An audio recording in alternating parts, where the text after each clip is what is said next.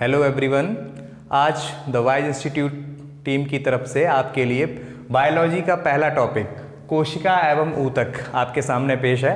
चलिए शुरू करते हैं। जीव विज्ञान। जीव विज्ञान शब्द का क्या तात्पर्य है?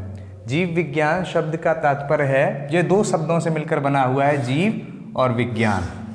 अगर हम इंग्लिश में इसकी बात करें तो इसको इंग्लिश में बायोलॉजी कहा जाता है, और बायोलॉजी दो शब्दों से मिलकर बना है। बायोस जिसका मतलब होता है लाइफ या जीवन, प्लस लॉजी, लॉजी का मतलब होता है स्टडी।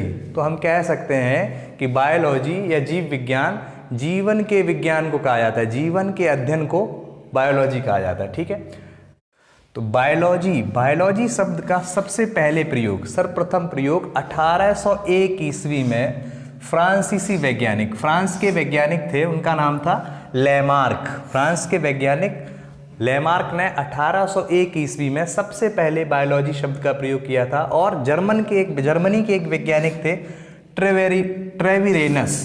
ट्रेविरेनस और लेमार्क ने सर्वप्रथम 1801 ईस्वी में बायोलॉजी शब्द का प्रयोग किया था। ठीक है, अब बात करते हैं कि बायोलॉजी या जीव विज्ञान का जनक किसे कहा जाता है। इन्होंने शब्द का प्रयोग तो किया था, लेकिन अभी भी जो जीव विज्ञान था वो विज्ञान की अलग शाखा के रूप में नहीं जाना जाता था।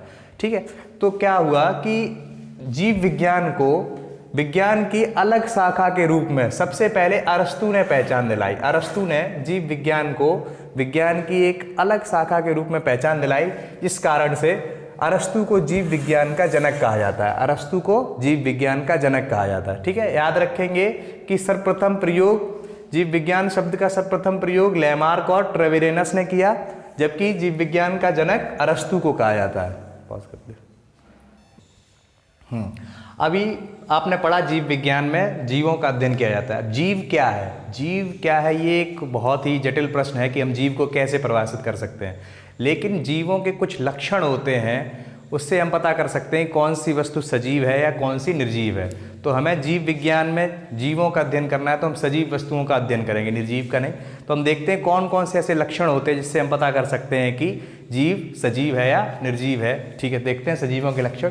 सबसे पहला लक्षण है भोजन की आवश्यकता। ठीक है, कोई भी जीव है तो उसको ऊर्जा प्राप्त करने के लिए भोजन की आवश्यकता होती है। अब हमें भोजन कहाँ से मिलता है? जितने भी सजीव हैं सभी भोजन के लिए प्रत्यक्ष और अप्रत्यक्ष रूप से पौधों पर निर्भर होते हैं। पौधे अपना भोजन, आपको पता है, प्रकाश संश्लेषण की क्रिया में क्लोरोफिल द्वारा सूर्य की ऊष्मा को अवशोषित करके कार्बन डाइऑक्साइड और जल से अपना भोजन बनाते हैं, और उसी भोजन को जीव जंतु ग्रहण करते हैं। ठीक है, तो जितने भी सजीव होंगे सबको भोजन की आवश्यकता होगी। दूसरा है श्वसन। श्वसन क्या है? हमने भोजन को ले लिया, अब भोजन को खाने के बाद उससे ऊर्जा प्राप्त करने के लिए श्वसन की आवश्यकता होती है। जब तक हम श्वसन नहीं करेंगे तो हमारे शरीर में जो भी भोजन है उससे ऊर्जा नहीं मिलेगी। ठीक, तो जितने भी जीवधारी होते हैं, जितने भी जीवधारी हैं पौधों को छोड़कर, सभी श्वसन के लिए ऑक्सीजन गैस की आवश्यकता होती है, जो कि हमें पौधों से मिलती है। जबकि जितने भी पौधे होते हैं उनको श्वसन के लिए कार्बन डाइऑक्साइड की आवश्यकता होती है, जो कि जंतुओं से मिलती है। ठीक है, आपको एक पॉइंट ध्यान रखना है कि पौधे प्रकाश संश्लेषण की क्रिया, मतलब भोजन बनाने की क्रिया, सिर्फ दिन के समय करते हैं, जबकि श्वसन की प्रक्रिया वो दिन और रात दोनों समय करते हैं। चलिए देखते हैं कि कुछ जंतुओं में, अब ऐसा तो नहीं हर एक जंतु का श्वसन अंग एक जैसा हो, हर एक जंतु में कुछ अलग अलग श्वसन अंग होते हैं। जरा हमने एक टेबल बनाई है, जरा उसकी तरफ देखते हैं। आप चाहें तो इसका स्क्रीनशॉट ले सकते हैं, पूरे का आप नोट्स बना लें इसका स्क्रीनशॉट लेके। ठीक है, आपने ले लिया होगा स्क्रीनशॉट। ठीक, जंतु और उसके श्वसन अंग देखेंगे। सबसे पहले हम देखते हैं मनुष्य, शेर, गाय, छिपकली और पक्षी, इनका श्वसन अंग क्या है। ये जितने भी हमने इस टेबल में लिखे हैं, ये सारे के सारे जंतु फेफड़े, इसको फुसफुस भी कहते हैं, फेफड़े से सांस लेते हैं, अपने फेफड़े का प्रयोग करते हैं सांस लेने में। इसी तरीके से मक्खी, कॉकरोच या अन्य कीड़े मकोड़े जिनमें फेफड़े नहीं होते हैं, गलफड़े नहीं होते, वो क्या करते हैं, उनके शरीर में छेद होते हैं, शरीर पर छेद होते हैं, और उनके शरीर में नसें नहीं होती हैं, पूरे शरीर में पतले पतले पाइप जैसे होते हैं, उनके कहते हैं ट्रैकिया या वातक, इनसे सांस लेते हैं। ठीक है, ध्यान रखेंगे। केंचुआ का श्वसन अंग क्या होता है? केंचुआ का जो श्वसन अंग होता है उसकी त्वचा होती है, और केंचुए की जो त्वचा होती है बहुत ही चिकनी और नमी युक्त होती है, इससे वो सांस लेता है। मेढक, आपको पता है मेढक उभयचर प्राणी है जो जमीन पे भी रह सकता है और पानी में भी रह सकता है। तो मेढक में श्वसन अंग होता है फेफड़े और त्वचा, वह फेफड़े और त्वचा दोनों से सांस ले सकता है। इसी तरीके से ऑक्टोपस, मछली, झींगा, मतलब ये ऑक्टोपस और मछली और झींगा हैं, ये किससे सांस लेते हैं? इनके अंदर फेफड़े नहीं होते हैं, ये गिल्स, गलफड़े या क्लोम से सांस लेते हैं। गलफड़े या फिर क्लोम कहते हैं, क्लोम से सांस लेते हैं। इसी प्रकार से व्हेल, डॉल्फिन, आपको लग रहा होगा ये मछलियाँ, ये मछलियों की श्रेणी में नहीं आती हैं, ये स्तनधारी की श्रेणी में आती हैं। व्हेल और डॉल्फिन ये फेफड़े से या वात छिद्र, इनकी नाक में नाक का छेद कह सकते हैं उसको, वात छिद्र को, ये क्या करते हैं शुद्ध हवा लेने के लिए पानी की सतह से बार बार ऊपर आते हैं और सांस लेकर चले जाते हैं। ठीक, तो इस टेबल को आप ध्यान रखेंगे, इसमें मोस्टली क्वेश्चन पूछे जा चुके हैं कि केचुआ किससे सांस लेता है, या फिर मछली का श्वसन अंग कौन सा है, या फिर कॉकरोच का श्वसन अंग कौन सा है। ये क्वेश्चन कई कंपटीशन में पूछे जा चुके हैं। ठीक है, अब हम आगे देखते हैं जीव सजीवों के लक्षण में। पहला तो हो गया भोजन की आवश्यकता, दूसरा हो गया श्वसन, तीसरा हो गया उत्सर्जन। अब उत्सर्जन किसे कहते हैं? जब हमने भोजन प्राप्त किया,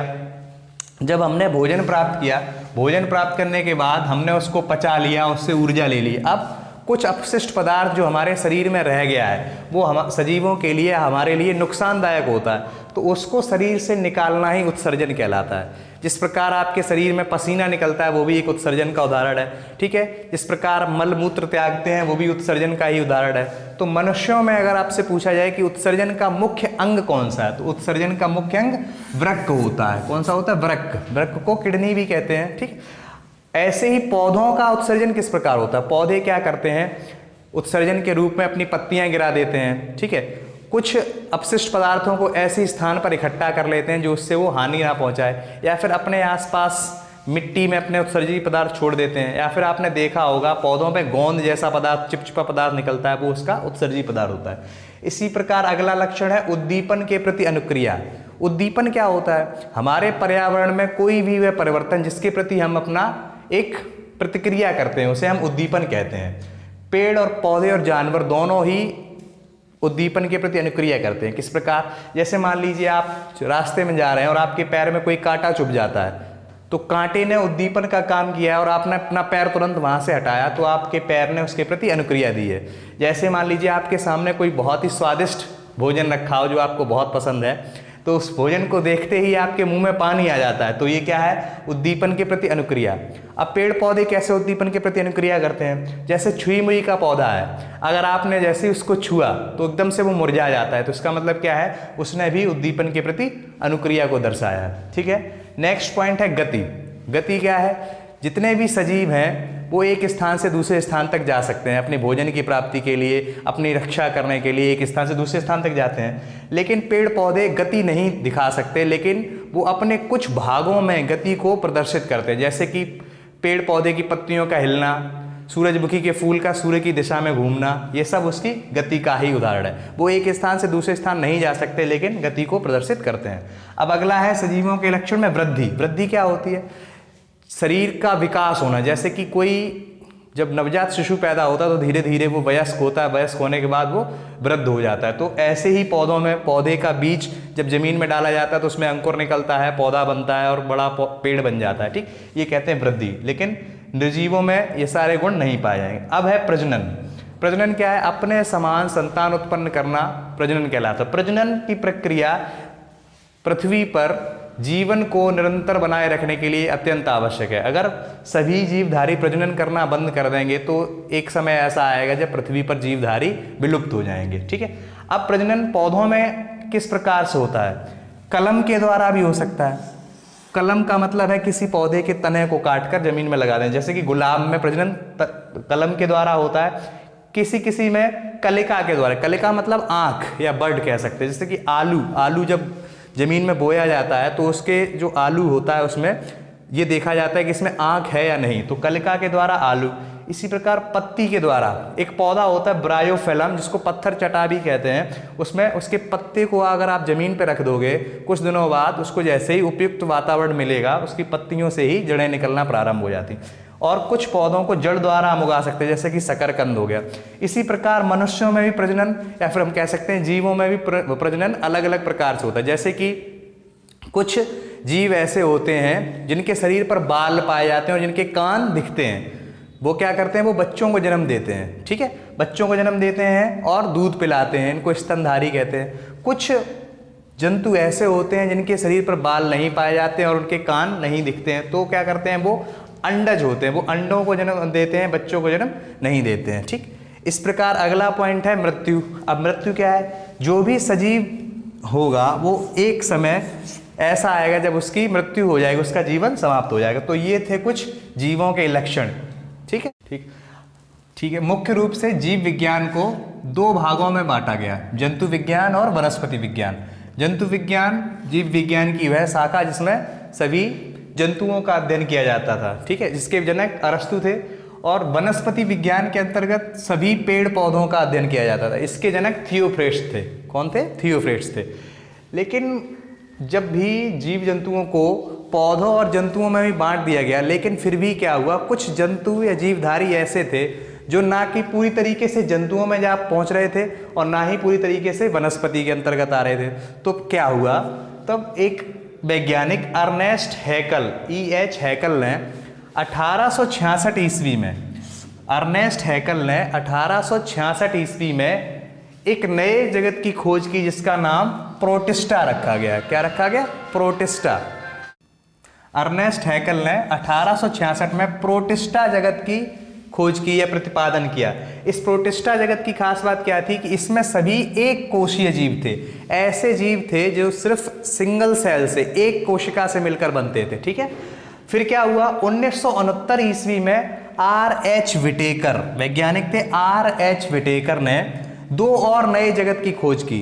इनमें से एक था मोनेरा और दूसरा था कवक, मोनेरा और कवक। तो कहने का मतलब क्या हुआ कि वर्तमान में, इस समय वर्तमान में जीव विज्ञान 5 जगतों में विभाजित है। जीव विज्ञान के 5 जगत हैं। कौन कौन से जरा देखते हैं, मैंने एक टेबल बना रखी है, जगत और जीव। पहला है मोनेरा। मोनेरा के अंतर्गत सभी जीवाणु या फिर हम बैक्टीरिया कह सकते हैं आते हैं, ठीक। मोनेरा जगत के अंदर सभी जीवाणु या बैक्टीरिया आते हैं। अब मोनेरा किसने बनाया है जगत, आपको ध्यान रहना चाहिए कि R.H. विटेकर ने, ठीक है। नेक्स्ट है प्रोटिस्टा।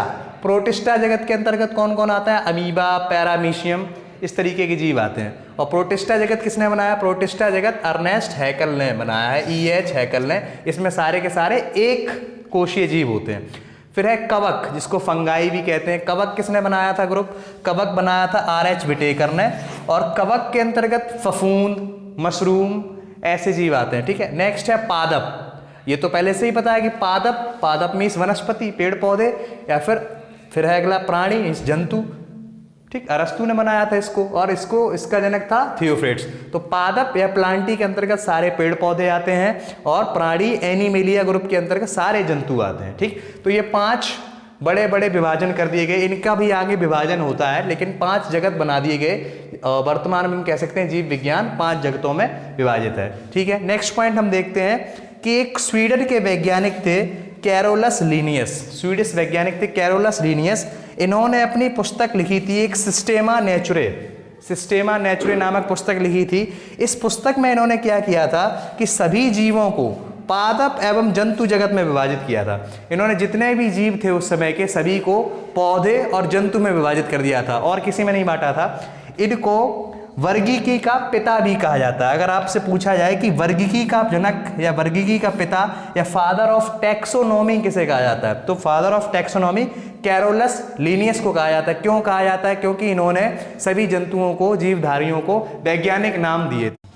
अब हम देखते हैं जीवों का नामकरण, कि जीवों का नाम किस प्रकार से दिया गया, कि किसी भी जीव का जो नाम होता है उस किसने दिया और किस प्रकार दिया गया, ठीक है।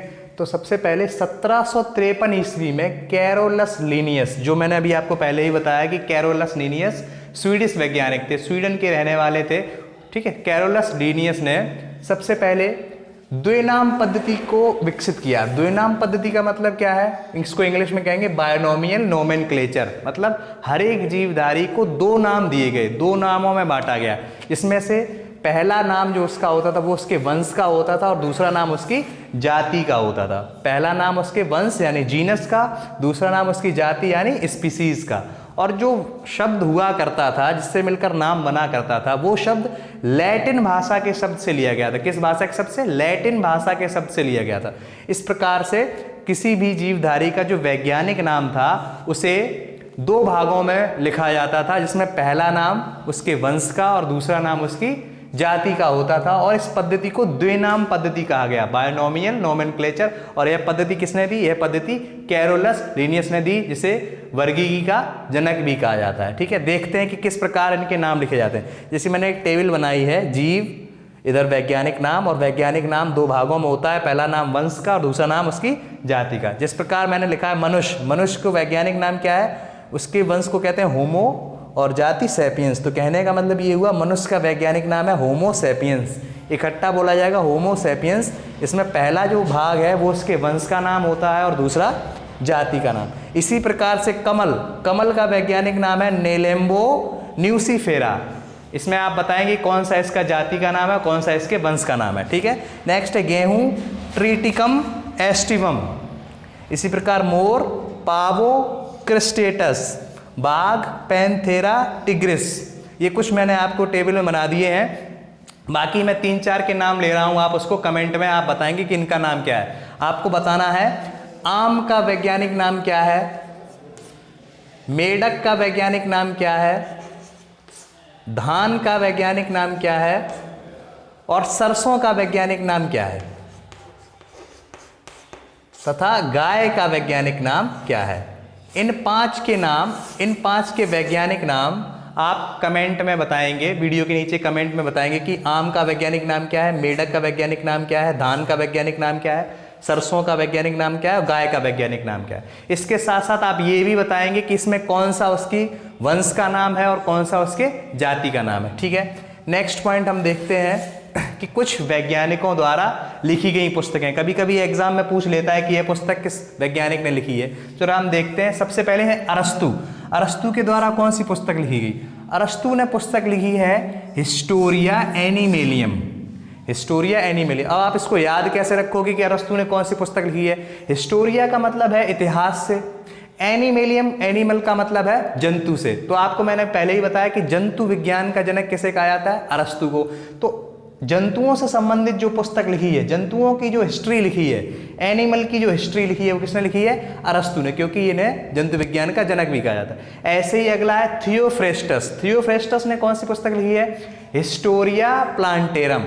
अभी मैंने आपको बताया था कि वनस्पति विज्ञान का जनक थियोफ्रेस्टस से कहा जाता है। अब प्लांटेरम, प्लांट का मतलब हो गया पौधे या फिर वनस्पति। इसी प्रकार हिस्टोरिया का मतलब हो गया इतिहास। तो पौधे का इतिहास किसने बताया आपको? पौधे के बारे में किसने बताया? थियोफ्रेस्टस ने, क्योंकि पौधे जंतु वनस्पति विज्ञान का जनक कहा जाता है। इसलिए जो भी पुस्तक हुई हिस्टोरिया प्लांटेरम, पौधों के इतिहास से संबंधित, किसने लिखी है? थियोफ्रेस्टस ने। आप ऐसे ध्यान रख सकते हैं। अब आता है कैरोलस लीनियस का नाम, जिन्हें वर्गीकी का पिता कहा जाता है। ठीक है, इन्होंने कौन कौन सी पुस्तकें लिखी हैं? इन्होंने पहले मैं बता चुका हूँ सिस्टेमा नेचुरे, ये मैंने पहले ही बता दी थी। ये जो पुस्तक थी सिस्टेमा नेचुरे, इन्होंने क्या किया था? समस्त जीवों को 2 भागों में बांट दिया था, पादप और जंतु में। इसी प्रकार इन्होंने कौन कौन सी पुस्तक लिखी है? जेनेरा प्लांटेरम, पौधों का वंश। ठीक है, इसके अलावा क्लासेस प्लांटेरम, पौधों का वर्गीकरण। ऐसे ही तरीके से फिलोसोफिया बॉटेनिका। कहने का मतलब ये हुआ कि कैरोलस लीनियस ने जो भी पुस्तकें लिखी है मोस्टली वो पौधों से संबंधित हैं। तो इस प्रकार आप याद कर सकते हैं कि कौन सी पुस्तक किसने लिखी है। ठीक है, आज का टॉपिक यहीं रखते हैं। Thank you.